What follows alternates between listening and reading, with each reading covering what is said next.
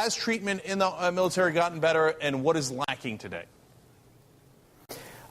Treatment in the military is, the military is a professional organization. When they repealed Don't Ask, Don't Tell, it was flawless. Everything was very, very good with the way that I was treated. And today, I'm treated just like any other soldier. It's been very, very good. Oh, that's great to hear. So what do you think that they need to work on? What's the next step that needs to be taken? Well, thinking about it, the late 50s, they stopped segregation in the Army for African Americans. The late 60s, interracial marriage was allowed. It was unconstitutional to make it illegal.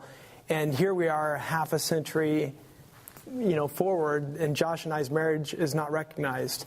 So I think that just following the natural progression of civil rights, I think that that's what we're asking for as well, is that we're allowed to serve in the military, and now we want our marriage to be legal and recognized, and that's all we're basically asking. So you guys got married in 2010 in Washington, D.C., where you could get married, but yet we have the situation with the Defense of Marriage Act, which creates significant problems in the military. Josh, how has it affected you? What are the things that you don't get as a husband that other husbands in the military would get? I think when it was most impactful was really when Stephen was serving in Iraq.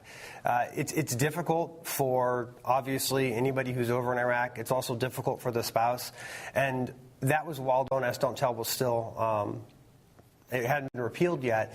So reaching out, trying to find the kind of counsel or help to deal with it, it just wasn't something that I could do. And then even when Stephen returned, Don't Ask, Don't Tell had been repealed, and we were invited to a Yellow Ribbon, which was amazing.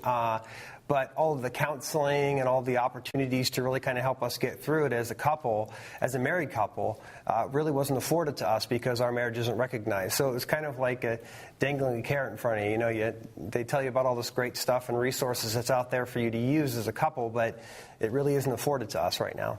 So one last question for you all. Whether it's outgoing Defense Secretary Leon Panetta, who took a bold action today in terms of women serving the front lines, or if it's Hagel that comes in and as the new Defense Secretary, what would you like him to do? I think that we would like the same treatment as our other service member counterparts. When we're separated, when I'm deployed, it's just as rough for us to be apart from each other. We have to take care of our house and the bills and the dogs, and we have to take care of our lives and our family. It's just as difficult. It was just as hard for us to say goodbye underneath a set of escalators that we were crying. We couldn't do it in front of other people. So, we're just asked to be treated the exact same. That's all we want. Hi, this is Cenk Uygur. To see more of the Young Turks, go to current.com/getcurrent to make sure you get Current TV.